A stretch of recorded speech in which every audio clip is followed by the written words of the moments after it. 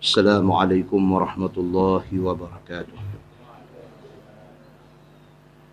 Alhamdulillah wa bihi nasta'in.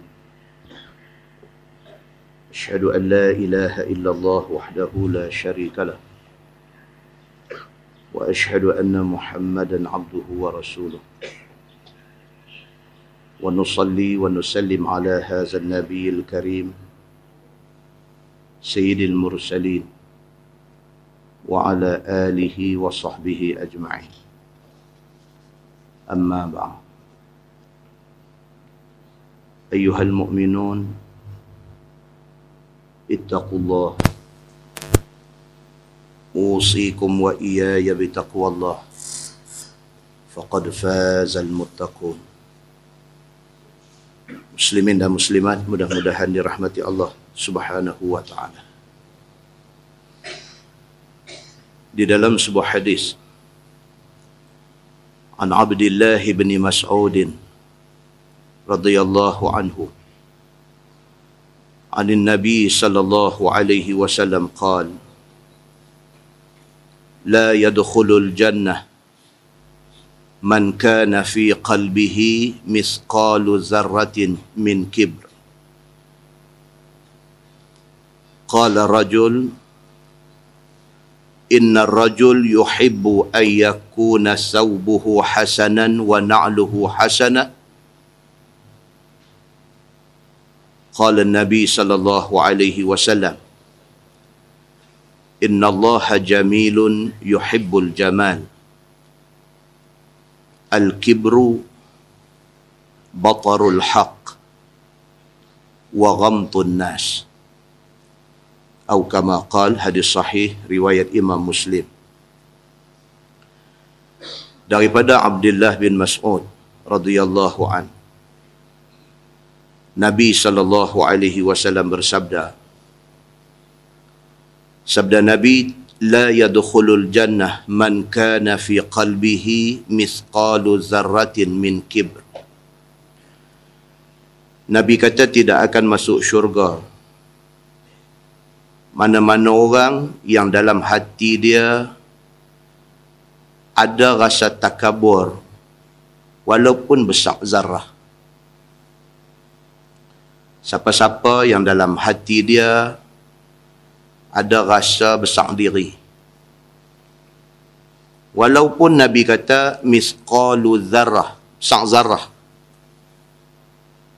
dia ada sombong, tak masuk syurga dia.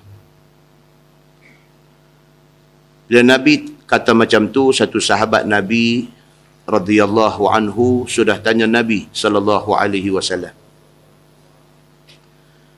Dia kata inna rajul yuhibbu an yakuna thawbuhu hasanan wa na'luhu hasanah. Dia kata macam mana pula kes satu laki-laki yang dia ni suka pakai baju elok, suka pakai kasut elok-elok. Takabur ke dia ni? Satu orang yang jenis kemas, pakai baju elok, bersih, bersetrika elok, ada rumah elok, ada kereta elok. Dia jenis satu orang yang suka kepada benda elok-elok. Dia suka kemas. Adakah orang ini dianggap takabur di sisi Allah Subhanahu wa ta'ala? Qala Nabi sallallahu alaihi wasallam, inna allaha jamilun yuhibbul jamal. Nabi kata dah, orang macam tu tak takabur. Pasal apa? Pasal suka kepada benda elok, itu kesukaan Allah.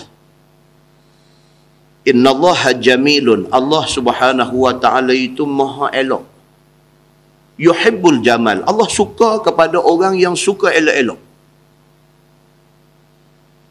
Tetapi Nabi kata yang dikatakan takabur itu ialah al-kibru battarul haq. Yang dikatakan takabur itu ialah orang yang suka tolak kebenaran. Al-haq min rabbik. Kebenaran itu adalah semua benda yang mai daripada Allah. Kebenaran itu ialah Quran. Kebenaran itu ialah hadis Nabi.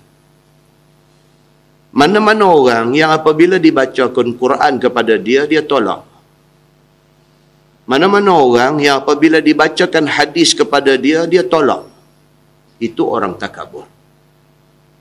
Dan yang dikatakan takabur itu ialah, Nabi kata, wa ghamtun nas. Orang yang suka pandang leceh kepada orang lain. Orang yang suka pandang rendah pada orang lain. Itu takabur.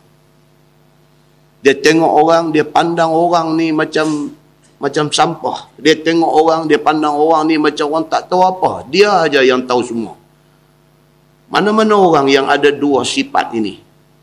Yang pertama, sifat suka tolak kebenaran, suka tolak Quran, suka tolak hadis. Dan yang kedua, sifat suka peleceh orang. Ini orang takabur mengikut penjelasan Nabi SAW. Di dalam sebuah hadis riwayat daripada Abi Hurairah radhiyallahu an, kata dia, qala Nabi SAW, bainama rajulun yamshi fi hullah tu'jibuhu nafsuh murajjilun jummatah iz khasafa Allahu bihi fahuwa yatajaljalu ila yaumil qiyamah. Atau kama qala, hadis sahih riwayat Al-Bukhari. Daripada Abi Hurairah radhiyallahu an, kata dia, Nabi SAW bersabda, Nabi kata, apabila seorang laki-laki yamshi fi hullah, dia berjalan dengan pakaian yang hebat. Apabila satu orang itu berjalan dengan memakai pakaian yang hebat, tu'jibuhu nafsuh, dia perasan, dia berasa takjub dengan diri dia sendiri, dia berasa dia hebat, dia berasa dia kaya, dia berasa dia mulia, dia berasa dia besar, dia berasa dia ni wajar dihormati. Bila seorang laki-laki berjalan dalam keadaan yang perasaan dia macam tu, murajjilun jummatah. Jummah dalam bahasa Arab ni, kalau kita ni, maksud dia remuh. Rambut depan tu. Remuh. Ataupun dalam bahasa ni dia kata jambui. Kan orang bila anak kita lah, kata anak kita, yang 10 minit duk sikat rambut tu pasal Jummah tu. 10 minit tu duk penek jambui tu. Buat lagu macam tak kena ronyeh buat lain. Buat lagu tak kena ronyeh buat lain. Itu orang Arab panggil Jummah. Nabi SAW kata, satu orang laki-laki apabila dia berjalan dalam keadaan pakaian dia hebat, kemudian dia perasan dalam diri dia kata dia hebat, murajjilun jummatah, dalam keadaan dia penak jambui dia penak remuh dia ni cukup hebat, iz khasafallahu bihi, tunggulah hari di mana Allah Subhanahu wa taala perintah bumi suruh telan segala benda yang ada di atas muka bumi ni, dia akan ditelan bumi. Fahuwa yatajaljalu ila yaumil qiyamah, dah tertelan masuk dalam bumi, yatajaljalu, dia akan duk kelupuk dalam perut bumi itu sehingga hari kiamat. Hadis itu hadis sahih riwayat Al-Bukhari. Hadis ni Nabi SAW nak habaq kata, sifat sombong, sifat perasan kehebatan diri sendiri, itu sifat Allah cukup marah. Tunggu hari Allah nak bertindak kepada dia.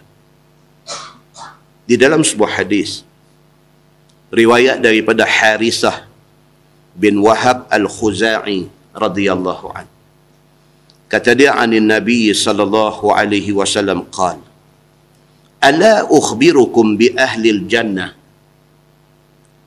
kullu dha'ifin mutadha'if law aqsama 'ala Allah la abarrah, ala ukhbirukum bi ahli an-nar kullu utullin jawazin mustakbir Atau kama qal, hadis sahih riwayat Al-Bukhari. Daripada Harisah bin Wahab Al-Khuzai radhiyallahu anhu. Kata dia, Nabi SAW bersabda.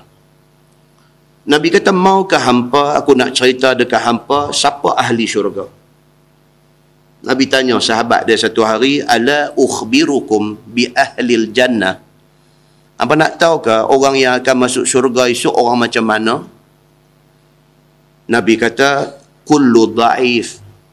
Yang akan masuk syurga itu ialah orang yang masa atas dunia mereka dhaif. Mereka lemah. Pasal apa? Pasal biasa orang lemah, orang miskin, orang susah ni tak ada sombong. Biasanya begitu.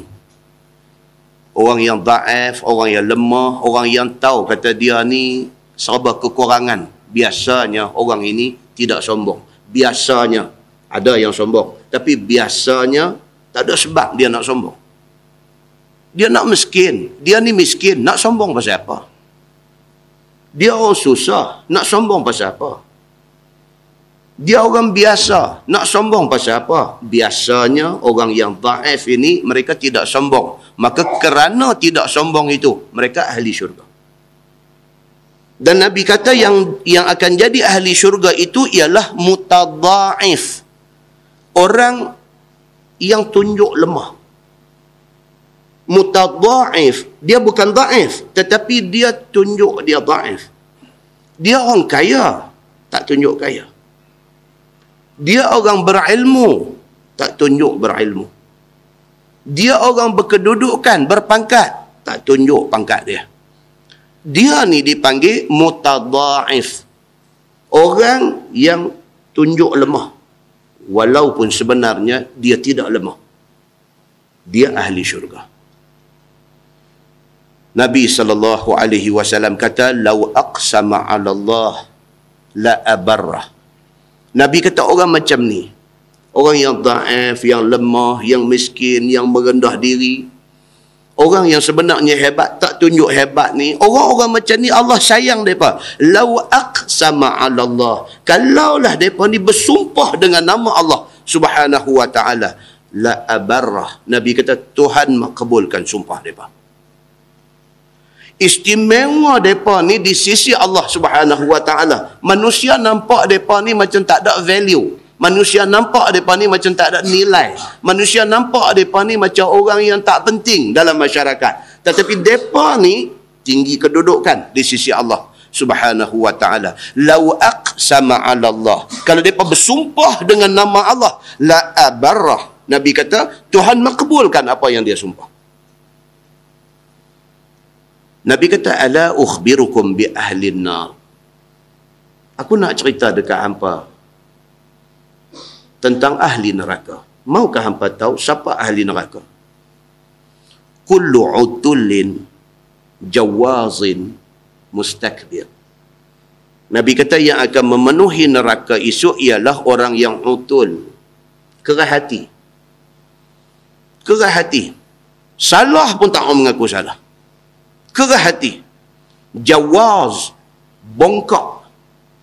Mustakbir, takabur mereka di depan Allah, di depan manusia. Mereka ini akan memenuhi neraka. Hadis itu hadis sahih, riwayat Al-Bukhari. Muslimin dan muslimat yang dirahmati Allah sekalian. Dalam sebuah hadis riwayat daripada Ikrimah radhiyallahu anhu. Kata dia, kana Ibnu Abbas yaqul.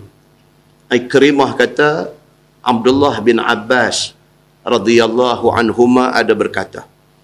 Dia kata, inna Nabiya sallallahu alaihi wasallam naha an ta'amil mutabariyaini an yu'kal.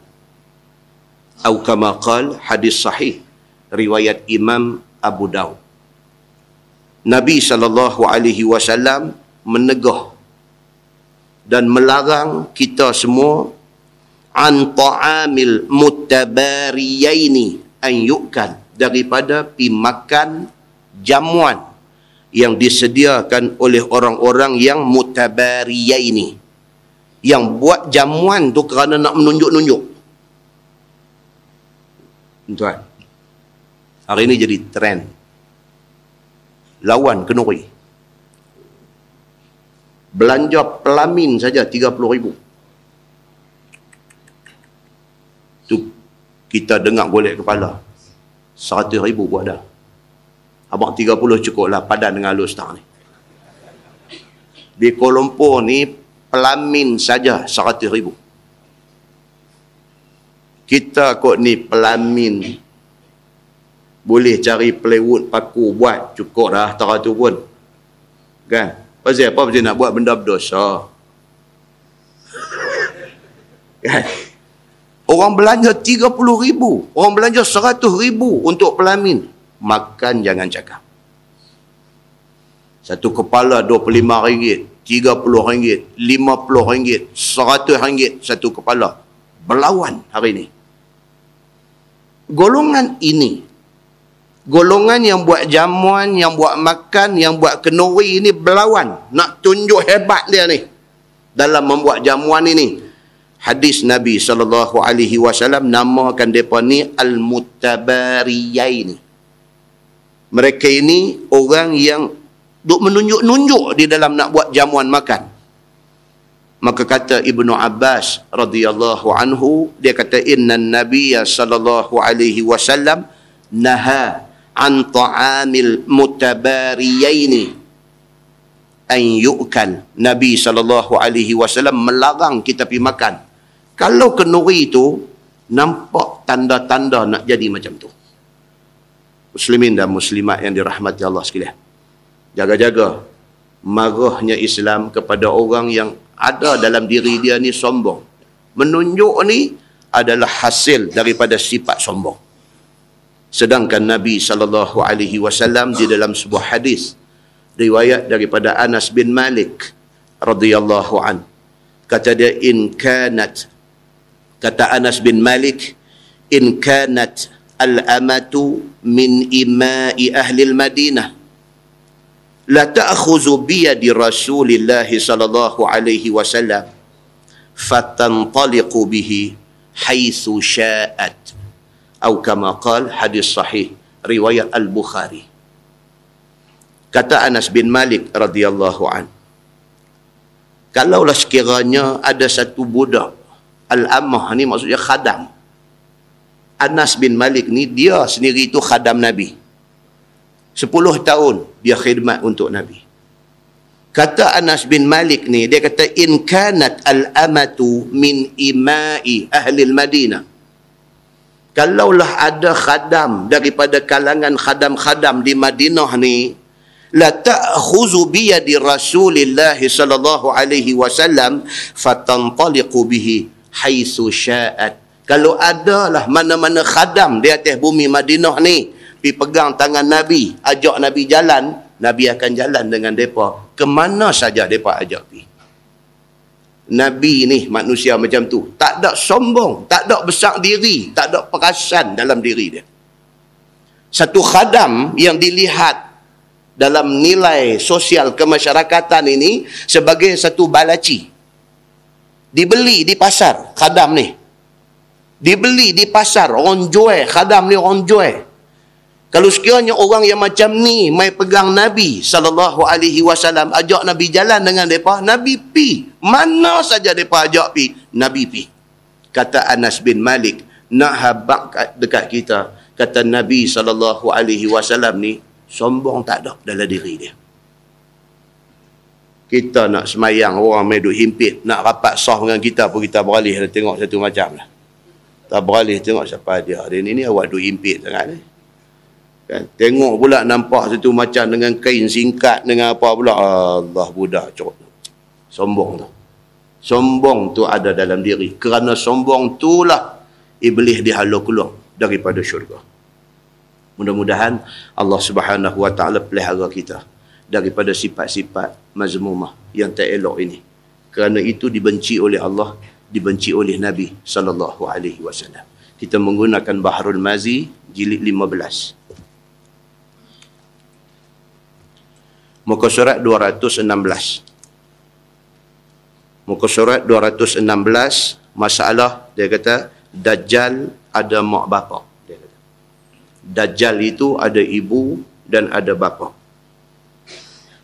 Sesungguhnya telah datang hadis menyebutkan tentang dua ibu bapa Dajjal itu dan sifat mereka. Nabi ada bagi tahu satu hadis dekat kita, cerita tentang Dajjal ni ada mak, ada pak dan sifat mak dan bapa dia. Maka hal Dajjal itu bagaimana diperanakkan dia. Maka hadisnya itu dikeluarkan oleh Imam At-Tirmizi.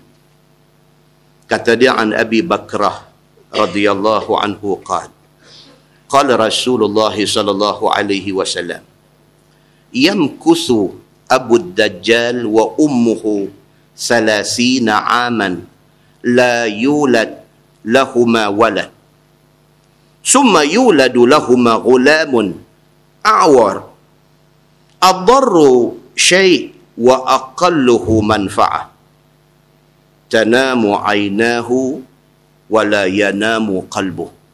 Itu hadis dia. Diriwayatkan daripada satu sahabat Nabi SAW, nama dia Abi Bakrah radhiyallahu anhu. Abi Bakrah ni tuan-tuan, dia ni tabi'in, dia bukan sahabat. Ada setengah riwayat kata dia sahabat, ada setengah kata dia ni tabi'in. Dia ada dua pendapat. Walau bagaimanapun, Abu Bakrah ini nama dia sebenarnya Nufai bin Al-Haris. Dia wafat tahun 52 Hijrah. Beza, ada kata dia sahabat, ada kata dia tabi'in. Baik, katanya telah bersabda Nabi SAW, menunggu bapa Dajjal dan mak dia 30 tahun, tiada diperanakkan bagi keduanya seorang anak. Yang kata mak bapa Dajjal ni menikah 30 tahun, tak dapat anak. Mak dia dengan bapa dia menikah 30 tahun. Duk tunggu kok anak nak mai, tak mai. Yakni selama itulah dua ibu bapa Dajjal itu tidak dapat seorang anak pun. Kemudian daripada berkahwin kedua mereka itu. Kemudian daripada lepas keduanya tidak beranak selama 30 tahun, dapatlah kepada mereka seorang anak laki-laki. 30 tahun menikah baru dapat seorang anak. Anak pula laki-laki. Tiba-tiba matanya buta sebelah. Bayangkan tuan-tuan, menikah ni bukan kata 30 tahun. 3 tahun tak dapat anak pun dah torture dah. Torture dah. Yang paling torture ni perempuan ni. Balik rumah mentua, mak mentua duk sebut, hampa ni bila ni nak dapat anak ni, aku dah tak sabar nak. Torture. Jadi satu tekanan dekat dia. Tension dia. Sampai tak mau balik rumah mentua. Ni cerita tak dapat anak bila kahwin. Mak bapak Dajjal ini 30 aman. 30 tahun menikah, tak ada anak. Lepas 30 tahun, tiba-tiba mengandung isteri ni. Beranak mai, anak laki-laki, seronok dah. Tengok mata cemeh sebelah. Buta sebelah mata dia. Iaitu budak yang sehabis-habis memberi mudarat akan sesuatu. Sudahlah beranak mai, mata buta sebelah. Tak ada yang elok pada budak ni, melainkan buat leceh. Dalam bahasa hadis Nabi SAW, dia kata, ghulamun a'war. Satu budak yang mata buta sebelah, ad-darru syai'. Semua benda mudarat aja kat dia ni. Wa aqalluhu manfa'ah, dan sehabis-habis korang faedah pada dia. Maksudnya tak ada manfaat budak ni. Sebahagian orang hari ni lah dapat anak, Allahu Akbar, betul-betul duri aja anak ni. Bukan sahaja tak reti hormat mak, tak reti hormat bapa, bukan terlibat dengan dadah pula lagi. Kalau mengaji pandai, jadi satu orang yang berkedudukan tinggi, gaji besar dan sebagainya, tak tahu hormat mak pak, boleh gagah lagi. Pasal apa? Mak pak dia ni boleh telan lagi pahit tu. Dekat orang duk cerita anak dia hebat, anak dia hebat. Tapi hati, duk makan hati. Boleh gagah lagi. Ni dah, bukan setakat tu. Mengaji tak boleh, jahat, pergi terlibat dengan dadah pula lagi. Yang ni, yang dia kata apa? Wa adarru syai'. Mudarat semata-mata, tak ada manfaat dekat budak ni. Ini gambaran yang kata Dajjal. Gambaran yang diberikan oleh mak dan bapak dia sendiri.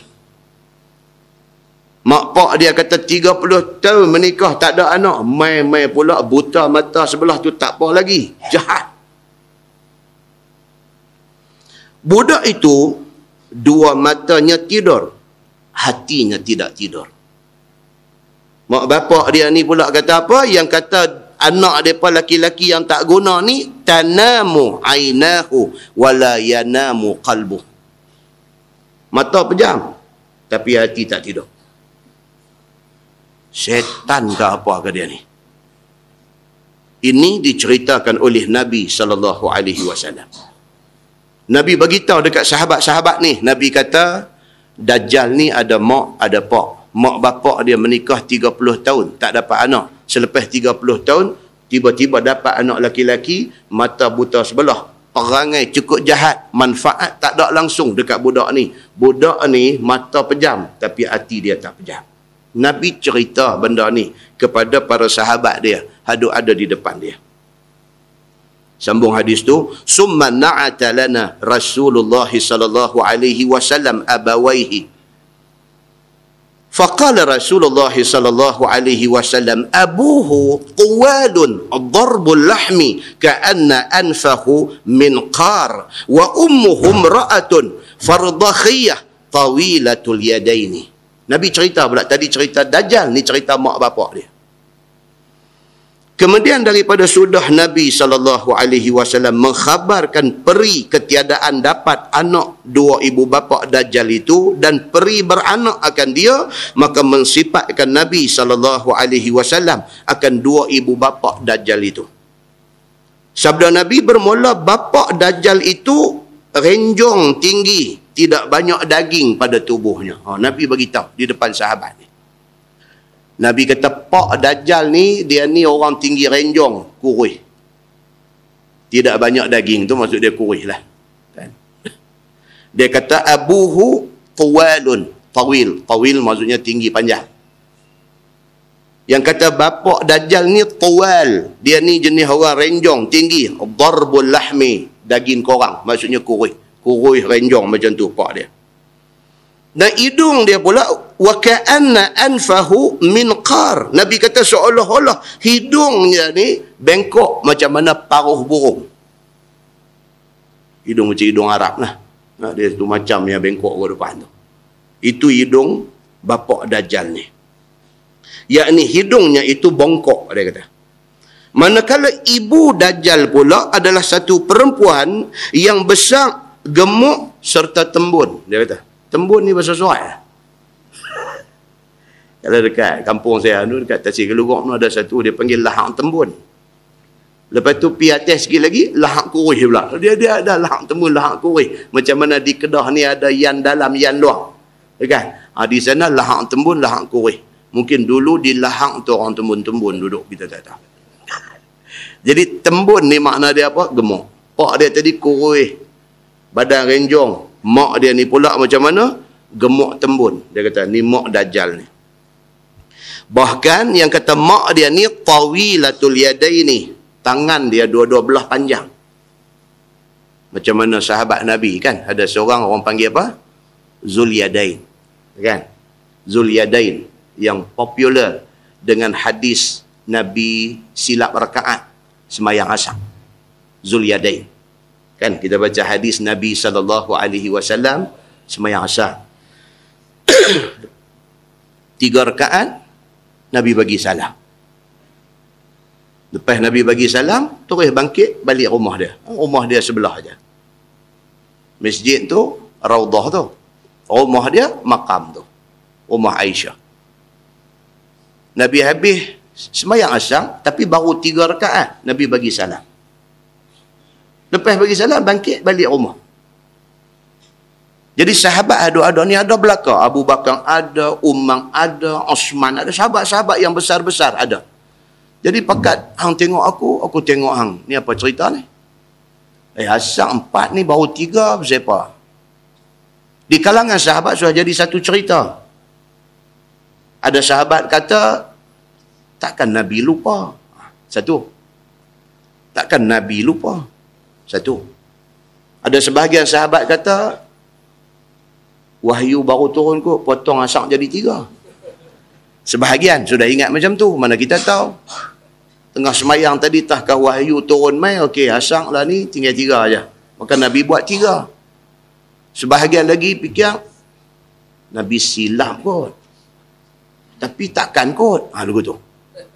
Sembang. Dalam hadis, kalau tuan-tuan baca syarah kepada hadis Zulyadain ni. Nabi balik dari rumah dia, dia duduk dengar bunyi ramai di luar ni. Nabi keluar mai balik. Nabi tanya, apa hal dengan puan ni? Semua sengap. Pasal apa? Pasal hormat Nabi. Siapa yang berani nak kata, ya Rasulullah, tuan semayang silap? Takkan nak kata lagu tu. Nabi, respect dekat Nabi tu. Diam. Zulyadain cakap. Dia ni satu orang, kalau orang putih dia kata outspoken. Dia satu orang yang sangat vocal. Orang hari ni kata vocal. Dia ingat cakap, dia cakap. Zulyadain. Dia kata, ya Rasulullah, kita semayang asar dan tuan semayang 3 rakaat saja. Dalam hadis Nabi kata apa? Nabi kata bahkan aku sembahyang 4. Nabi kata, nampak Nabi tersilap. Nabi kata dak 4. Zulyadain kata no, 3. Nabi tanya sahabat lain, betul ke 3? Semua pun kata betul, 3. Nabi terus pergi duduk balik di tempat imam tu. Nabi sambung lagi 1 rakaat saja. Hadis ni dibincang riuh rendah, panjang lebar oleh fuqaha, oleh para ahli fiqh. Macam mana cerita hadis ni? Adakah kita, kalau jadi kat kita macam tu, kita sembahyang Isya 3 rakaat ya, tu imam bagi salam, Assalamualaikum warahmatullahi, Assalamualaikum warahmatullahi. Orang belakang kata, Cik Imam, baru 3. Betul kah? Cik Imam kata, 3. Boleh tengok satu sah angguk, betul. Cik Imam terus sambung lagi 1. Boleh ke tak boleh? Pasal dalam hadis kata, Nabi buat macam tu. Perbincangan panjang. Macam-macam mazhab, macam-macam pendapat duk keluar mai. Tapi di kalangan ahli hadis, dia kata apa? Dia kata oleh kerana Nabi sambung, maka kita sambung. Kerana itu dibuat oleh Nabi dan kita kena ikut Nabi. Itu pendapat ahli hadis. Dalam perbahasan fiqh panjang, dia kata tapi dah diselangi dengan kalam ajnabi. Dah masuk macam-macam dah cerita, ya Rasulullah, tuan dah semayang tadi 3 saja. Nabi kata betul ke? Itu semua kalam ajnabi yang tak termasuk di dalam kalam semayang. Tak apa. Cerita panjang. Tapi apapun hadis itu, yang tegung itu ialah Zulyadain. Bukan nama dia. Zu dalam bahasa Arab maksudnya yang memiliki. Yadun, tangan. Yadain, 2 tangan. Zulyadain, orang yang memiliki 2 tangan. Orang lain tak ada tangan. Oh, rupa-rupanya Zulyadain ni dalam beberapa riwayat menceritakan tangan dia ni labuh sikit pada orang lain. Dan dia ni katanya tak ada hadis yang jelas. Katanya dia dibenarkan rokok tak pegang di lutut, tapi pegang bawah pada lutut. Pasal apa? Pasal bila orang lain rokok pegang lutut, dia dapat 90 degrees. 90 darjah kita punya bongkok. Tapi dia tangan dia panjang. Kalau dia pegang lutut, dia jadi tinggi lagu tu. Maka dia dibenarkan pegang bawah pada lutut. Kerana tangan dia tu panjang pada orang lain. Mak Dajjal ni juga dalam hadis ni dia kata apa? Tawilatul yadain. Dia ni pun satu orang yang 2 tangan dia panjang daripada orang lain. Maka demikianlah hal sifat 2 mak bapak Dajjal didengar oleh Abi Bakrah dan sahabat-sahabat Nabi yang lain daripadanya. Ni Abi Bakrah dan sahabat dengar Nabi cerita tentang mak dan bapak Dajjal. Begitu keadaan dia. Bila sudah didengar oleh sahabat akan Nabi SAW mensifatkan bapak Dajjal demikian itu, maka mereka pun menanti dengar siapa ada yang demikian itu. Bila mereka dengar Nabi cerita ni, Dajjal ni ada mak, ada pak, mereka nanti beranak, main anak macam ni, sifat dia apa semua. Semua ni kira nak, di mana ni Dajjal ni nak beranak main? Siapa di kalangan kita ataupun jiran-jiran kita ataupun negeri yang terdekat dengan kita yang akan lahir satu orang budak, yang budak ni mata buta sebelah, yang budak ni begini-begini sifat dia, yang mak dia macam ni sifat dia, yang bapak dia macam ni sifat dia, yang benda tu menepati apa yang disebut oleh Nabi sallallahu alaihi wasallam.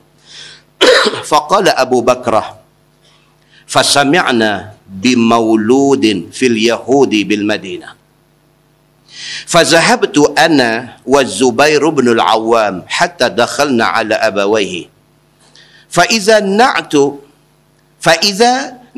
Rasulullah sallallahu alaihi wasallam fihima. Itu hadis dia.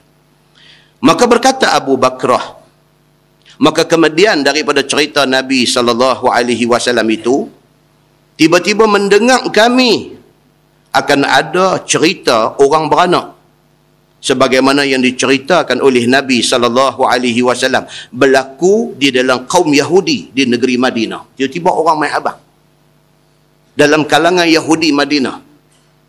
Dalam kalangan Yahudi Madinah ni sudah ada budak beranak mai, mata buta sebelah, dan keadaan dia macam ni. Cerita tu macam mana yang Nabi habang dekat sahabat ni. Baik. Bila kami dengar yang demikian itu, maka pergilah aku, Abu Bakrah, dengan satu sahabat Nabi sallallahu alaihi wasallam yang bernama Az-Zubair bin Al-Awwam radhiyallahu anhu. Abu Bakrah kata, aku ajak Az-Zubair bin Al-Awwam nak pergi tengok ni. Orang yang kononnya melahirkan anak mata buta sebelah ni. Nak pergi tengok, nak pergi cek tengok. Betul tak macam yang Nabi kata? Dia ajak siapa? Dia ajak Az-Zubair bin Al-Awwam. Siapa tuan-tuan Az-Zubair bin Al-Awwam ni? Siapa dia ni? Dia birah Nabi. Dia birah Nabi. Nabi kahwin dengan Aisyah, dia kahwin dengan Asma. Asma ni kakak Nabi. Kakak kepada Aisyah. Asma ni kakak ipar Nabi. Maka Zubair bin Awam ni ialah birah Nabi. Menikah adik, menikah kak. Birah. Anak mereka pula, anak kepada Zubair bin Awam dengan Asma ni, satu orang nama Abdullah bin Az-Zubair. Nabi ambil buat anak angkat Nabi. Nabi ambil Abdullah bin Az-Zubair buat anak angkat Nabi. Pasal Nabi dengan Aisyah menikah tak ada anak. Nabi ambil Abdullah bin Az-Zubair jadi anak angkat Nabi. Ni yang kemudiannya kita dah cerita banyak kali dah. Yang kemudiannya dia mati dibunuh oleh siapa? Oleh Hajjaj bin Yusuf As-Saqafi. Kemudian mayat dia disulah dan disandak di dinding Kaabah. Ni anak angkat Nabi ni. Dia mati macam tu. Dan Az-Zubair bin Awam ni siapa tuan-tuan dia ni? Kita juga jangan tak tahu. Az-Zubair bin Al-Awam ini dia salah seorang daripada Al-Asharah Al-Mubashiruna bil Jannah. Salah seorang daripada 10 sahabat yang Nabi habang awal dah mereka ni terus masuk syurga. Ni Az-Zubair bin Awam ni. Apa hebat ni Zubair bin Awam ni? Apa hebat dia? Dia hebat seperti mana hebatnya Khalid Al-Walid. Kalau Khalid Al-Walid terkenal dari segi kepimpinan dia di medan perang, maka demikianlah terkenalnya Zubair bin Awam ini di dalam medan perang. Hanya ada 2 orang sahabat Nabi selain daripada Khalid Al-Walid, ialah Az-Zubair bin Al-Awam yang masuk dalam medan perang boleh pegang pedang dua-dua belah tangan. Zaman lah ni kira Jet Li lah. Boleh lawan tangan dua-dua, pegang pedang lawan sekali, kan? Orang lain pegang sebelah ya, dia boleh lawan dengan 2 tangan. Hebatnya Az-Zubair bin Al-Awam ini sehingga kan tertulis di dalam buku sejarah hebat dia di medan perang seperti mana hebatnya Khalid Al-Walid. Piranduk dalam medan perang tu dua-dua belah tangan pegang pedang lawan dua-dua belah tangan, mahernya begitu. Bahkan di dalam kitab sejarah tulis kata sambil pacu kuda dia boleh pegang pedang dua-dua belah tangan lawan dengan musuh. Ni yang kata Az-Zubair bin Al-Awam ini masuk Islam waktu umur 15 tahun. Sudah masuk Islam. Bila pak penakan dia tahu, dia dibela oleh pak penakan. Pak penakan dia tahu kata dia masuk Islam. Diikat kaki dia naik ke atas, kepala turun bawah. Di bawahnya api duk menyala. Dia pun duk salai dia di atas api. Umur 15, dia kata kat pak penakan dia, nama kata aku nak tinggal agama Muhammad, aku tidak akan tinggal. Patutlah tuan-tuan, kalau nak dapat salah seorang daripada al-asharah al-mubashshiruna bil jannah, mereka punya cerita macam tu. Benar ni tuan-tuan, kita kena tahu, baru kita tahu kita ni kecil tet aja. Tak ada kita ni, ya Allah, perasan kata kita ni lagu mana, kecil aja kita ni. Bukan ada apa pun sumbangan yang boleh dibanggakan di depan Allah. Tak ada. Para sahabat Nabi ridwanullah alaihim ajma'in macam ni punya cerita. Dia ada dekat depan ni. Yang kata Az-Zubair bin Al-Awwam ini. Tapi akhirnya setelah dia berkhidmat di dalam tentera, bukan sahaja zaman Nabi, bahkan zaman Abu Bakar As-Siddiq, bahkan zaman Umar Al-Khattab, dia terlibat di dalam memimpin tentera. Bila mai berlaku perang Jamal di antara Aisyah radhiyallahu anha dengan Ali bin Abi Talib, Az-Zubair bin Al-Awwam, dia terang-terang declare, dia isytiharkan, dia tak mau masuk mana-mana pihak. Sebaliknya dia mau dua-dua berdamai. Dan berakhir hidup Az-Zubair bin Al-Awwam ini ditikam ketika tengah sembahyang. Itu dia yang kata Zubair bin Awwam, orang yang diajak oleh Abu Bakrah nak pergi tengok Pak Dajjal ni. Orang dia macam tu.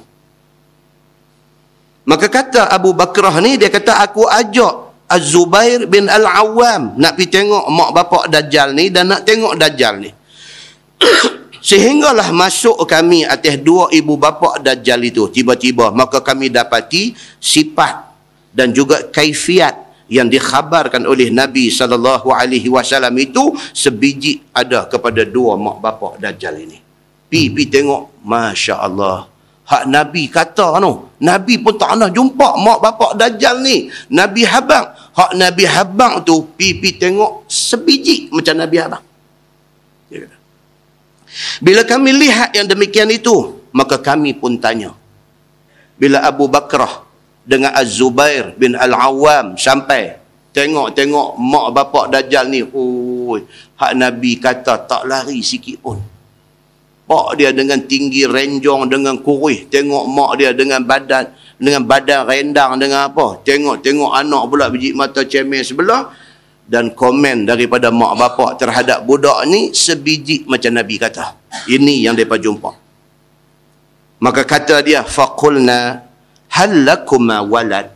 Bila masuk dalam rumah, jumpa dua mak bapak daripada suku Yahudi ni, terus mereka kata, hal lakuma walad. Pakcik, makcik, ada anak ke? Faqala makasna 30 aman la yuladu lana walad summa wulida lana ghulamun a'war adarru syai' wa aqalluhu manfa'ah tanamu aynahu wa la yanamu qalbuh. Sebiji macam Nabi kata tu diucapkan terbit daripada mulut mak bapak Dajjal ni. Perkataan hak Nabi sebut dekat sahabat tu, perkataan tu terbit di mulut mak bapak Dajjal ni. Terkejut tak terkejut ni sahabat yang pergi ni? Maka kata kami kepada dua ibu bapa Dajjal itu, adakah bagi kedua kamu anak? Dia berkata, pakcik, makcik, ada anak ke? Bila didengar pertanyaan itu, maka ia pun bercerita akan halnya. Lalu kata keduanya, duduk kami dua laki isteri, kemudian daripada kahwin 30 tahun. Tiada beranak kami satu anak pun. Hak Nabi kata tu, terbit mulut dia sendiri. Kami menikah 30 tahun, tak ada anak. Kemudian daripada anak, kemudian dapat anak bagi kami, seorang budak yang buta sebelah mata. Dia kata, ni baru dapat anak. Mai-mai pula buta pula mata sebelah. Lagi sehabis-habis memberi mudarat kepada kami dan sehabis-habis sikit manfaatnya. Macam Nabi kata, terbit di mulut mak bapak Dajjal ini. Oh tu tuan-tuan, tu sebab untung sahabat-sahabat yang hidup zaman Nabi SAW, iman mereka tu dengar daripada mulut Nabi jadi sebiji depan mata. Iman mereka kepada Allah dan kepada Nabi SAW ni cukup konkret. Pasal apa? Bukti depan mata. Begitu. Yakni tidur dua matanya pejam dan tiada tidur hatinya. Tu dia. Ni anak kami hak kata budak laki-laki ni, beranak-beranak main mata buta sebelah ni, betul-betul bagi masalah dekat kami, manfaat tak ada langsung dia ni. Dia pula satu benda pula dia ni, mata pejam tapi hati dia jaga. Mak pak dia kata lagu tu, hak tu juga disebut oleh Nabi SAW. Sambung hadis tu dia kata, qala fa kharajna min indihima fa idza huwa munjadilun fi syamsi fi qatifatin lahu wa lahu hamhamah.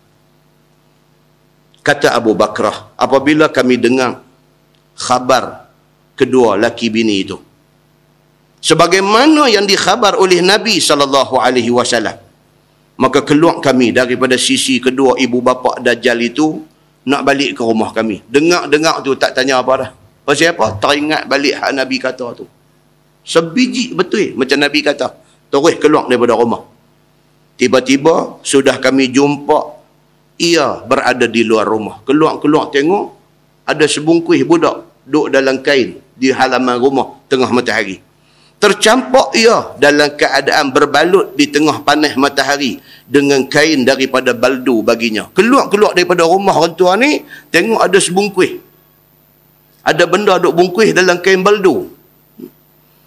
Dan kami dengar dengan telinga kami bunyi berdengam-dengam mulutnya. Tu tadi dalam bahasa hadis tadi dia kata apa? Walahu hamhamatun. Hamhamah. Hamhamah ni orang putih kata mumble.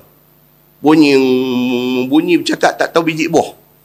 Mumble dia kata. Bunyi tak tahu apa. Bunyi berdengung, banyak bunyi lebah. Bunyi daripada bungkus ni, bungkus kain baldu ni, bunyi. Sambung hadis tu dia kata fakashafa an ra'si faqala ma qultuma qulna wa hal sami'ta ma qulna qala na'am tanamu aynaya wa la yanamu qalbi. Pula dah dia kata apabila dibuka, maka dibuka selimut yang selimut budak tadi ni di bahagian kepalanya. Lalu kata dia, apa kedua kamu cakapkan tadi? Bila mereka ambil bungkus ni, bungkus kain baldu ni, buka tengok apa benda tu, buka tengok budak. Ada budak dalam tu. Buka, dia bercakap pula. Budak ni bercakap. Dia kata apa? Hampa kata apa tadi? Dia kata apa tu? Yang kata Dajjal ni karut betul. Buka bungkus kain qatifah tadi, kain baldu tadi, buka nampak muka dia terus bercakap. Dekat Abu Bakrah dengan Az-Zubair bin Awam ni. Dia kata apa? Dia kata, hampa kata apa dia? Kalau kita lambung balik terkejut. Lambung. Jawab kami, adakah kamu dengar apa yang kami cakap tadi? Abu Bakrah dengan Az-Zubair bin Al-Awam. Dia kata apa? Hang dengar ke kami cakap apa tadi? Sahutnya, bahkan walaupun tidur dua mataku, tidak tidur hatiku. Hak Nabi kata tu, dia budak kecil ni pitabit di mulut dia kata lagu tu, maka benarlah sabda Nabi SAW. Dia kata At-Tirmizi, ini hadis hasan lagi gharib, tiada kami ketahui melainkan daripada hadis Hammad bin Salamah. Dia kata itu hadisnya, cerita tentang Dajjal dan mak bapak Dajjal. Tuan-tuan, benda pelik ni, dia bukan dulu sampai bila-bila pun, lama-lama sekali jadi. Semalam saya cerita di masjid di Penang sana. Satu sahabat, dia kerja korek liang. Dia main jumpa, dia kata, Ustaz nak tanya satu Allah. Dia kata ada satu jenazah di kampung baru ni. Budak muda, umur 30-an. Mati. Semayang mayat. Lepas semayang mayat, nak angkat daripada atas masjid, nak pergi kubur. Tak boleh angkat, berat. Nak angkat tak boleh. Mai bagi ramai lagi angkat tak. Angkat juga, angkat buat turun daripada masjid, turun nak pergi kubur. Yang sahabat yang mai tanya ni, dia duduk dalam liang lah, dia nak sambut mayat ni. Baru tak dan nak sampai liang, terlepas, dia kata jatuh. Tergolek. Dia jadi berat. Masya Allah, kata. Angkat pergi dia, angkat, bawa pergi nak masuk dalam liang apa semua letak. Tak apalah, dia kata. Saya duduk dalam liang ni, dia kata. Nak kalih badan ni, nak kalih badan bagi mengiring, menghadap kiblat, tak boleh. Nak kalih tu daripada duduk terlentang, nak bagi mengiring tu tak boleh. Seorang, dua orang, tiga orang turun sampai penuh dalam liang tu, pakai nak angkat bagi mengiring dia pun, nak sendai dengan lutut ni, nak bagi, tak boleh. Saya duduk buat kerja ni lama, saya tak pernah jumpa. Bukan niat saya nak cerita aib mayat, dia kata, tapi nak tanya Ustaz ni, pasal dah tak boleh nak kalih badan ni, saya kalih muka aja, dia kata, bagi menghadap kiblat. Habis khetiak dah, dia kata turun nak bagi mengiring tu, tak boleh. Kita dengar soalan tu boleh seram sejuk, takut apa? Fitnah lah, ya Allahu Akbar. Kan kita duduk doa dalam takbir yang penghabis sembahyang jenazah tu. Allahumma la tahrimna ajrahu wa la taftinna ba'dahu waghfir lana wa lahu. Minta ya Allah, janganlah fitnah kami lepas daripada mati dia ni. Fitnah. Tu fitnah tu. Keluarga lagi. Orang duk bercerita macam ni. Mak bapa, anak isteri, Allahu Akbar, tuan-tuan. Janganlah sampai benda macam ni dikena ke kita, ke keluarga kita, adik-beradik kita, jiran tetangga kita, minta lah. Wal'ayazubillah. Itu sebab kita kata, dengan Tuhan, jangan cari pasal. Tuhan bukan gaduh suruh bumi terbelah telan kita. Dia tak gaduh buat lagu tu. Dia buat lagu tu aja. Dia buat bagi mayat. Nak kalih tak boleh. Sudahlah. Tanggunglah. Fitnah tu habis anak beranak satu keluarga. Kita hidup atas dunia nak bercakap macam-macam, nak kata macam-macam dekat agama sendiri. Jangan. Tuhan dia boleh tunjuk balik kat kita ni sebesar-besar benda, sekecil-kecil benda. Dia boleh tunjuk. Yang bila dia tunjuk, menyesal tak kesudah. Muslimin dan muslimat yang dirahmati Allah sekalian. Ini takutnya. Zaman Nabi SAW, Nabi cerita pasal Dajjal, pasal mak dia lagu ni, pasal pak dia lagu ni, apa semua. Macam Nabi kata tu, dilihat, disaksikan oleh dua sahabat ni. Siapa dia? Abu Bakrah dan juga Az-Zubair bin Al-Awwam. Macam Nabi kata, macam tu mereka jumpa. Muslimin dan muslimat yang dirahmati Allah sekalian. Kemudian dia kata Ibnu Sayyad bercakap dengan Nabi SAW. Ini dia balik cerita Ibnu Sayyad yang kita baca bulan sebelah hari itu. Dia lebih kurang ulangan. Saya nak baca hadis saja. Saya tak mau baca dah dia punya huraian. Kita tengok hadis dia. Dia kata Ani bin Umar radhiyallahu anhuma anna Rasulullah sallallahu alaihi wasallam marra bi Ibni Sayyad fi nafarin min ashabihi. Fihim Umar bin al-Khattab wa huwa yal'abu ma'al ghilman 'inda utmi bani Maghalah. وهو غلام فلم يشعر حتى ضرب رسول الله صلى الله عليه وسلم ظهره بيده ثم قال النبي صلى الله عليه وسلم أتشهد أني رسول الله فنظر إليه ابن الصياد قال أشهد أنك رسول الأميين ثم قال ابن الصياد للنبي صلى الله عليه وسلم أتشهد أنت أني رسول الله فقال النبي صلى الله عليه وسلم آمنت بالله وبرسله ثم قال النبي صلى الله عليه وسلم ما يأتيك قال ابن الصياد يأتيني صادق وكاذب فقال النبي صلى الله عليه وسلم أخلط عليك الأمر ثم قال رسول الله صلى الله عليه وسلم إني خبأت لك خبيئا wa khaba'a lahu fartaqib yawma ta'ti as-sama'u bidukhanin mubin. Faqala ibn Sayyad huwa ad-dukhu. Faqala Rasulullah sallallahu alaihi wasallam akhba falan ta'du qadrak. Qala Umar ya Rasulullah i'zan li fa'adrib 'unuqah.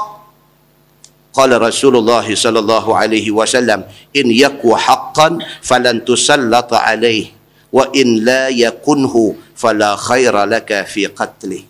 Atau kama qala, hadis sahih riwayat Imam At-Tirmizi. Kita tengok, saya baca hadis dia saja. Daripada Abdullah bin Umar bin Al-Khattab radhiyallahu anhuma. Kata dia, Nabi SAW pada satu hari duduk berjalan bersama dengan beberapa orang sahabat dia. Di antara sahabat Nabi yang duduk jalan sama dengan Nabi itu ialah Umar Al-Khattab. Dia kata. Tengah duduk berjalan, tiba-tiba Nabi berjumpa dengan Ibnu Sayyad. Wahuwa yal'abu ma'al ghilman inda utmi bani Maghalah. Dia, Ibnu Sayyad ni budak masa tu. Budak kecil. Dia duduk main dengan kawan-kawan dia dekat dengan bentiang Bani Maghalah. Nabi duduk jalan dengan sahabat. Dalam kalangan sahabat Nabi tu ada Sayyidina Umar. Ni pasal apa yang sebut Sayyidina Umar ni, saya lagi tahu cerita dia. Ramai sahabat duduk jalan, tapi hadis dia mention seorang aja.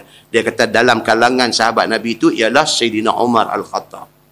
Tengah duduk berjalan, jumpa dengan budak ni yang kata Ibnu Sayyad, yang sebahagian ulama kata memang dia yang akan jadi Dajjal esok ni.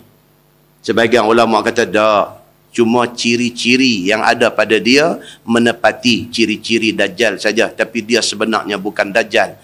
Benda ni bincang tak habis. Tapi cerita Ibnu Sayyad ini muncul di dalam hadis-hadis yang sahih. Tengah Nabi duduk berjalan dengan sahabat-sahabat termasuk Sayyidina Umar, jumpa budak ni, Ibnu Sayyad ni duduk main dengan budak-budak lain. Falam yash'ur hatta daraba Rasulullah sallallahu alaihi wasallam zahrahu biyadihi. Dia tak sedar Nabi main, dia duk galik main dengan kawan-kawan dia ni, sampailah Nabi Nabi tepuk belakang dia. Ni Ibnu Sayyad ni budak-budak duk main dengan budak-budak lain. Nabi main dengan sahabat-sahabat ni, Nabi tepuk belakang dia. Summa qala Nabi sallallahu alaihi wasallam, Nabi tepuk dia budak lagi masa tu. Nabi kata atashhadu anni Rasulullah. Nabi kata hang mengaku tak aku ni Rasulullah? Nabi tanya ni Ibnu Sayyad yang pada masa tu ghulam, budak lagi. Nabi tanya dia. Fa nazara ilaihi Ibnu Sayyad. Dia pun beralih tengok Nabi yang tepuk belakang dia. Qala, kata Ibnu Sayyad yang budak lagi masa tu, dia kata asyhadu annaka rasulul ummiyin. Budak lagi, dia jawab lagu tu. Dia kata aku naik saksi engkau adalah rasul, tetapi rasul kepada al-ummiyin, hang rasul kepada orang-orang yang buta huruf, tak erti tulis, tak erti baca. Nak makan penampak dia ni. Kecil lagi tapi biadab tu. Nabi tanya dia, hang mengaku tak kata aku ni Rasulullah? Dia tengok, dia kata aku mengaku asyhadu annaka rasul al-ummiyin. Aku mengaku hang ni rasul, tetapi rasul kepada al-ummiyin, golongan tak erti tulis, tak erti baca, orang buta huruf. Geng hak baca alif, ya, mim, itik. Tengok ke Mak Piramli. Kelas dewasa kan, ajang ejaan. Ibnu Sayyad kata dekat Nabi, aku mengaku hang Nabi, tapi Nabi kepada geng buta huruf. Dia kata lagu tu. Summa qala Ibnu Sayyad lin Nabi sallallahu alaihi wasallam atashhadu anta anni Rasulullah. Dia tanya balik Nabi. Dia kata baik, saya nak tanya tuan pula, tuan mengaku tak saya ni Rasulullah? Pula budak lagi boleh bercakap lagu tu. Dia kata dekat Nabi, baik, sekarang saya pula nak tanya, tuan mengaku tak saya Rasulullah? Dia kata. Faqala Nabi sallallahu alaihi wasallam amantu billah wa bi rusuli. Nabi kata aku beriman dengan Allah dan rasul-rasulnya. Nabi jawab kat dia lagu tu. Summa qala Nabi sallallahu alaihi wasallam ma ya'tik. Nabi kata baik, kalau hang kata hang Nabi, Apa satu bukti yang ada pada hang, yang Allah buat mai kepada hang, yang membuktikan kata hang ni Nabi? Qala Ibn Sayyad, ya'tini sadiqun wa kazib. Dia kata, mai dekat aku, tapi masalah dia satu. Kadang-kadang hak mai dekat aku tu betul, kadang-kadang tak betul, dia kata. Dia ni pun macam satu Tok Mo juga. Macam Tok Bomo juga. Kadang-kadang pi suruh dia menurun tengok, dia teka kena. Kadang tu dia teka kena. Dia teka kena ke kebetulan kena ke tak tahulah, tapi kena. Kadang-kadang tak kena langsung. Ibnu Sayyad, bila Nabi kata dekat dia, hang buat mai satu bukti, kata hang ni Nabi, kalau betul hang Nabi, ada benda spesial Tuhan bagi dekat hang. Dia kata apa dekat Nabi? Dia kata, ya'tini sadiqun wa kazib. Ada, dia kata, tapi ada sikit masalah. Kadang-kadang benda Tuhan bagi mereka aku ni, kadang-kadang betul, kadang-kadang tak betul, dia kata. Faqala Nabi sallallahu alaihi wasallam, khullita alaika al-amr. Nabi kata, kalau macam tu hang celaru. Itu terjemahan mudah dia lagu tu. Khullita, ikhtilat, maksudnya bercampur. Khullita alaika al-amru, kalau tu perkara yang mai kat hang ni nampak bercampur. Maksudnya hang ni kalau betul celaru Makna hang bukan Nabi hang celaru. Pasal Nabi dia tak celaru lagu tu. Nabi kalau apa pun Tuhan abang tu betul. Hang kalau tekoh-tekoh betul, tekoh-tekoh tak betul, hang celaru. Nabi kata kat dia lagu tu.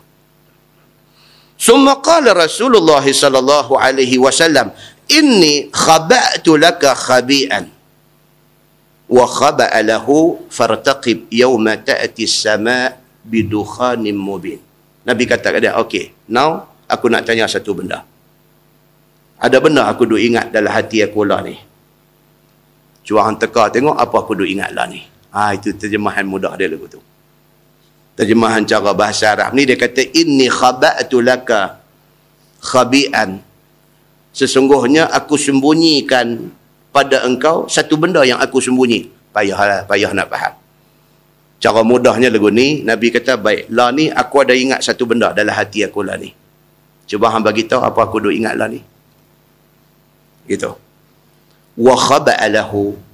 Hadis ni kata apa? Yang Nabi simpan duk ingat dalam hati ni ialah apa? Ayat Quran. Ayat 10. Surah Ad-Dukhan. Allah berfirman, fartaqib yawma ta'ti as-sama'u yawma ta'ti as-sama'u bidukhanin mubin. Nabi duk ingat ayat tu. Nabi duk ingat dalam hati dia ayat tu. Nabi kata, cuba hang bagi tahu apa aku duk ingat dalam hati aku lah ni. Faqala Ibn Sayyad, kata Ibn Sayyad ni, huwa ad-dukhu. Dia kata hang duk ingat tentang asap. Dia kata. Betul tak betul tuan-tuan? CP-CP. Tepat pun tak, nak kata salah pun tak. Ayat hak Nabi duk ingat dalam hati Nabi tu, fartaqib yawma ta'ti as-sama'u bidukhanin mubin. Tunggulah hari di mana Allah Subhanahu wa taala akan buat mai kepada manusia di atas muka bumi ni satu dukhan, satu asap yang nyata. Cerita ni cerita tentang tanda besar nak jadi kiamat. Bila dekat nak kiamat ni, dia nanti mai satu benda dia panggil ad-dukhan. Dia mai satu asap berkepui-kepui di atas muka bumi ni. Bukan asap bakar jerami. Ni asap lain. Ni asap menjelang akhir zaman. Itu ayat yang Nabi duk ingat dalam hati Nabi. Tiba-tiba Ibnu Sayyad kata apa? Dia kata, hang duk ingatlah ni tentang ad-dukhu. Hang duk ingat tentang asap. Ada tak kena mengena dia? Ada, tapi tak tepat. Tapi leceh. Pasal dia boleh teka. Dia boleh teka. Tuan-tuan pernah dengar nama satu di India tu, Sai Baba. Matilah dia ni. Sai Baba ni. Lebih kurang cerita macam ni. Orang itu bila hari dia mati, kau tuan-tuan buka dalam web, dalam internet ni, dia kata mati Dajjal ni. Dajjal mana mati lagi, Nabi Isa tak turun mai lagi. Tu baru sepupu Dajjal dia tu. Tuan-tuan tahu yang kata saya baba di India ni, yang duk pergi jumpa dia ni, sebut sahaja nama pemimpin-pemimpin dunia, semua pergi kat dia. Presiden Amerika pergi dekat dia, Presiden Rusia pergi dekat dia, satu dunia punya pemimpin pergi dekat dia. Orang kaya dalam dunia ni, orang kaya dalam dunia termasuk jutawan-jutawan di Malaysia, pergi dekat dia. Nak masuk jumpa dia ni, queue ni tak tahu ni, daripada subuh gelap ni, dah mai dah queue ni ambil nombor nak jumpa dia. Sai Baba ni, balik lagi masuk internet, pergi dekat Haji Google ni, type tengok Sai Baba, tengok cerita dia, tengok muka dia, macam mana dengan rambut afro dia, dengan duk buat tidur macam satu macam punya kelentok ni. Tuan-tuan bayangkan satu dunia orang pergi cari dia. Nak buat apa? Yang pergi cari dia ni nak buat apa? Masa untuk tiap-tiap orang masuk jumpa dia ni, kira paling tinggi minit, ada yang second aja. Masing-masing nak ambil blessing.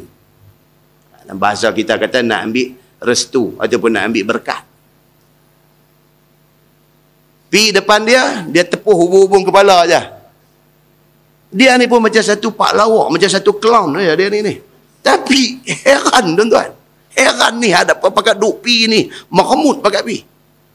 Masuk pi tahan kepala ni. Dia tepuh gitu ya. Dia tepuh lu gitu, pi dia kata.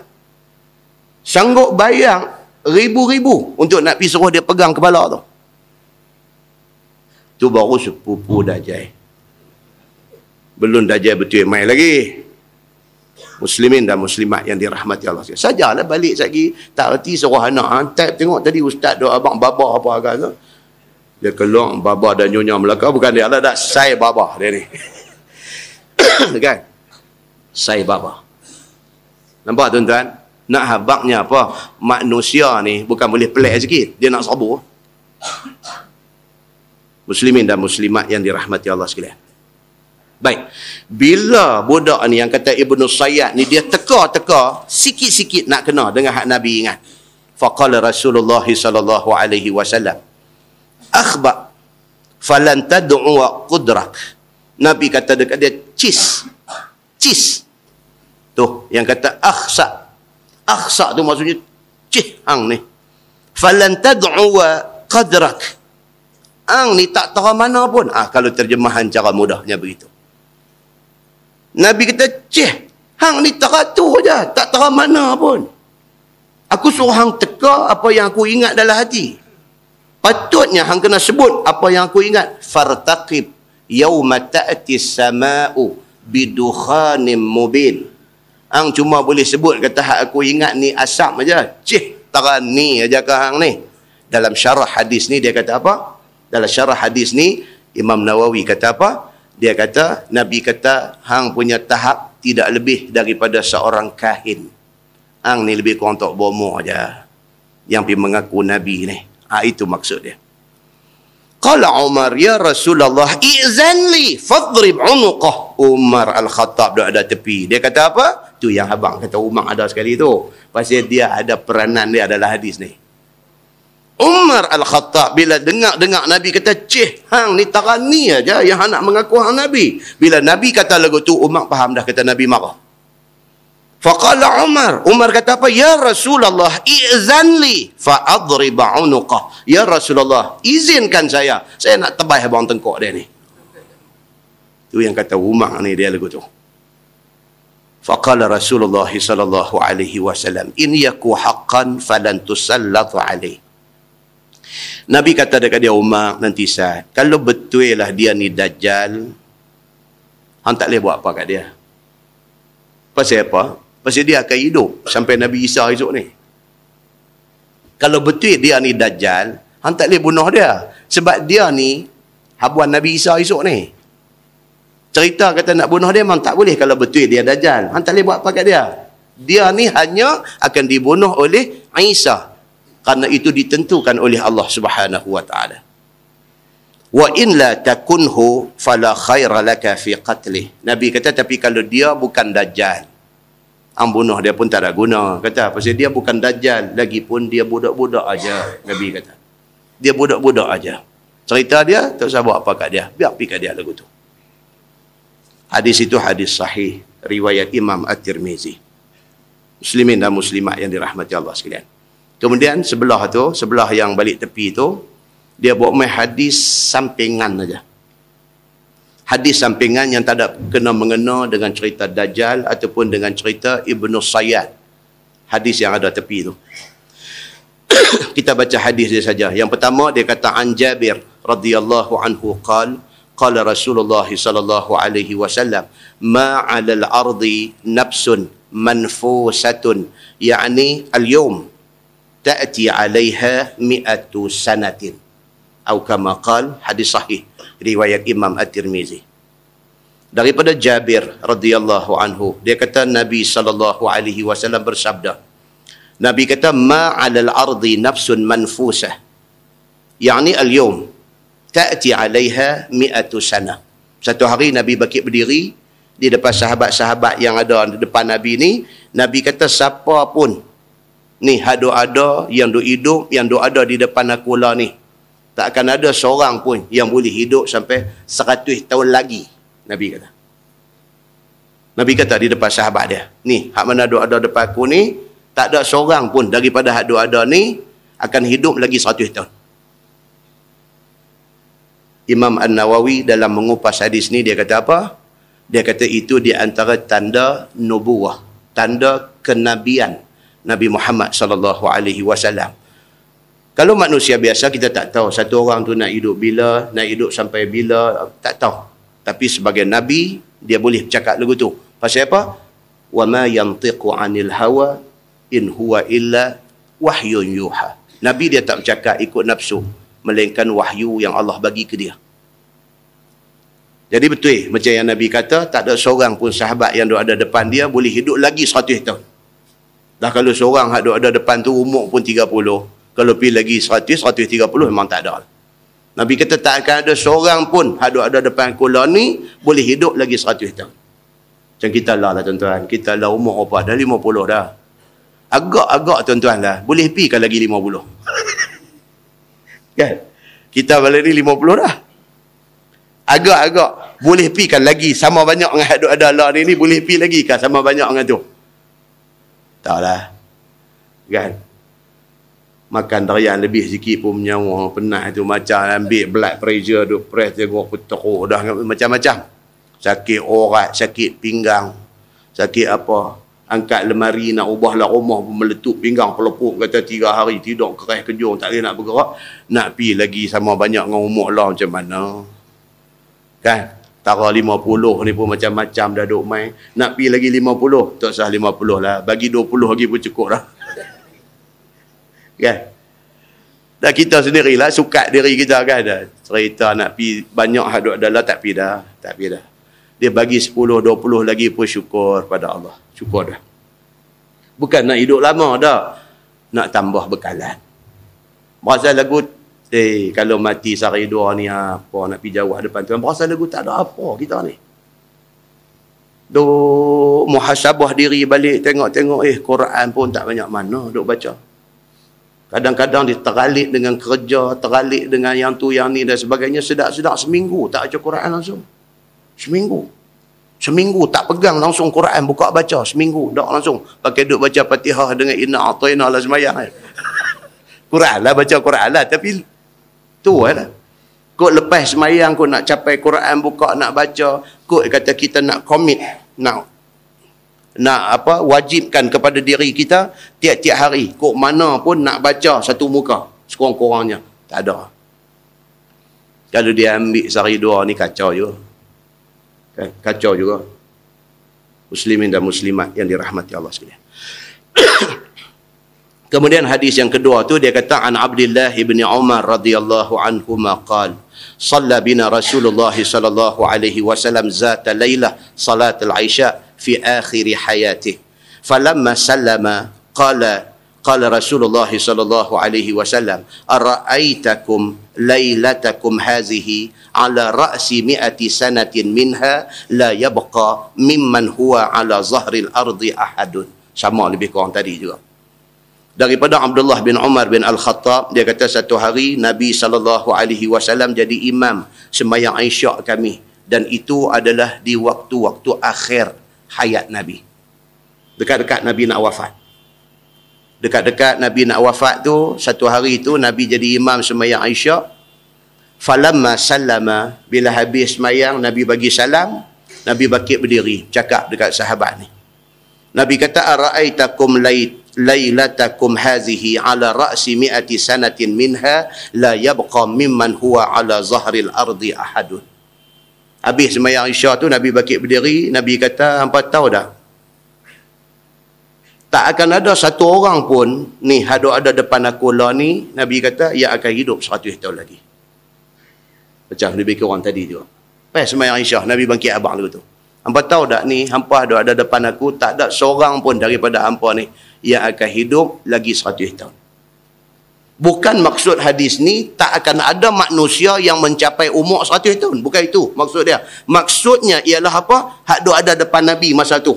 Sahabat-sahabat hak ada depan Nabi masa tu. Masa Nabi cakap tu, takkan ada seorang pun yang boleh pi lagi 100 tahun.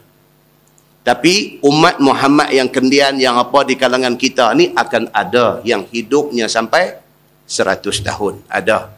Hak ada depan Nabi tu tak akan pi lagi 100 tahun. Itu maksud dia. Di bawah tu kalau tuan-tuan baca huraian dia timbul masalah ni menjadi iskal, dia kata menjadi satu muskil di kalangan ulama-ulama bincang tentang hadis ni. Apa maksud Nabi kata tak akan hidup sampai 100 tahun? Adakah umat Nabi Muhammad ni tak akan ada yang hidup sampai umur 100? No, bukan itu maksud dia. Maksud dia orang hak ada masa Nabi bercakap tu, tak ada seorang daripada kalangan mereka yang boleh pi lagi 100 tahun. Tapi umat Muhammad ada yang Allah panjangkan umur dia sampai 100 tahun. Itu maksud dia. Nah, muslimin dan muslimat yang dirahmati Allah sekalian. Kemudian kita akan pi tajuk yang berikutnya, bab fin nahyi an sabbir riyah. InsyaAllah kita baca bulan 3. Bulan depan kuliah tak ada. Saya ada hal sikit. Jadi insyaAllah kita sambung bulan 3, fin nahyi an sabbir riyah. Cerita tentang larangan kita maki angin. Kan ni musim hujan, musim banjir, musim angin kuat. Kadang-kadang kita ni tak sedang.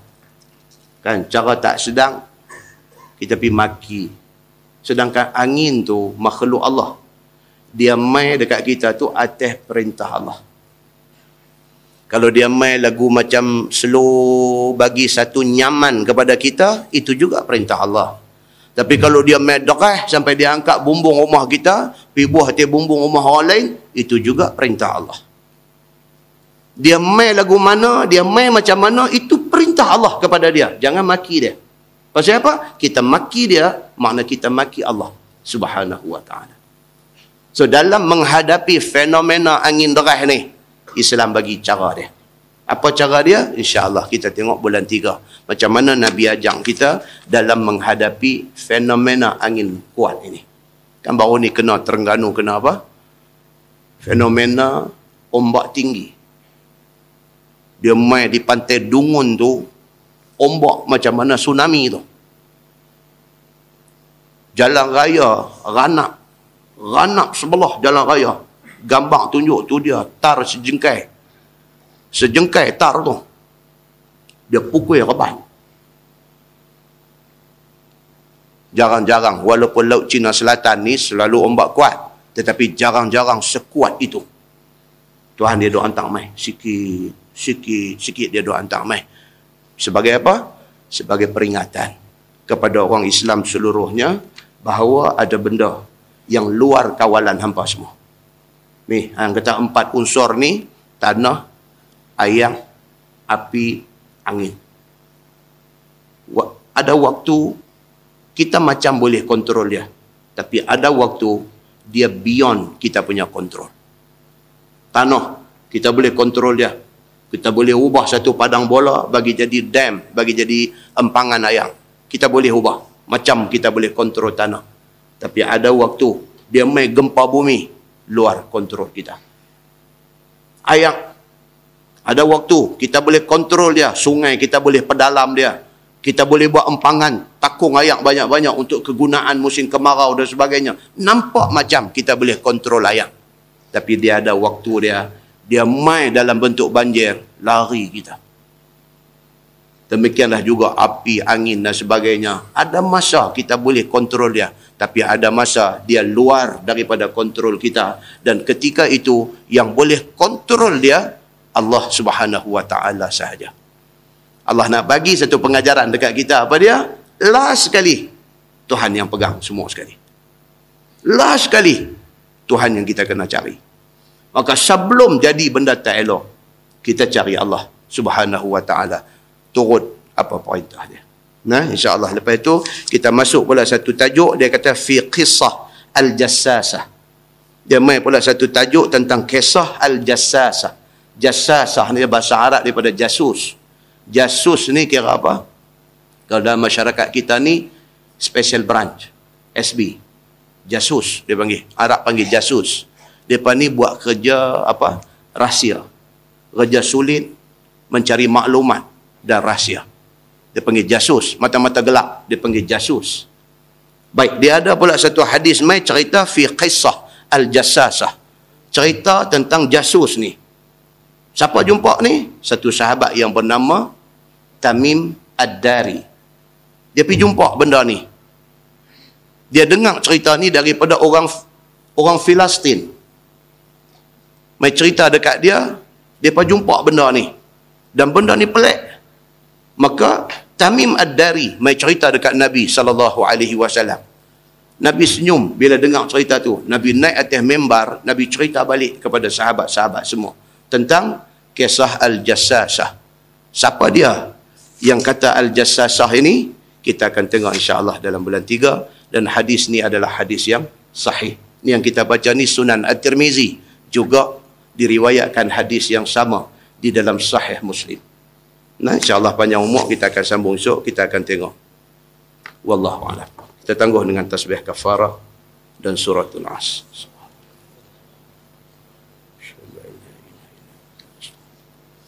Bismillahirrahmanirrahim. Wal 'asr innal insana illa allazi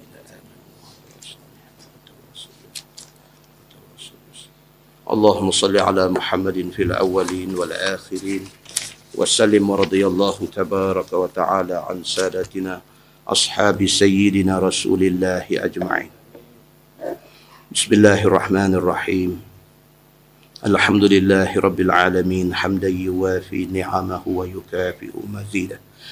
يا ربنا لك الحمد كما ينبغي لجلال وجهك الكريم وعظيم سلطانك. رضينا بالله ربا وبالإسلام دينا وبمحمد نبيا ورسولا. اللهم افتح علينا فتوح العارفين وارزقنا فهم النبيين بجاه خاتم المرسلين. اللهم فقهنا في الدين وعلمنا التأويل واهدنا صراطك المستقيم. اللهم أرنا الحق حقا وارزقنا اتباعه وأرنا الباطل باطلا وارزقنا اجتنابه. اللهم اجعل جمعنا جمعا مرحوما وتفرقنا من بعده تفرقا معصوما. وصلى الله على محمد وعلى آله وصحبه وسلم والحمد لله رب العالمين. السلام عليكم.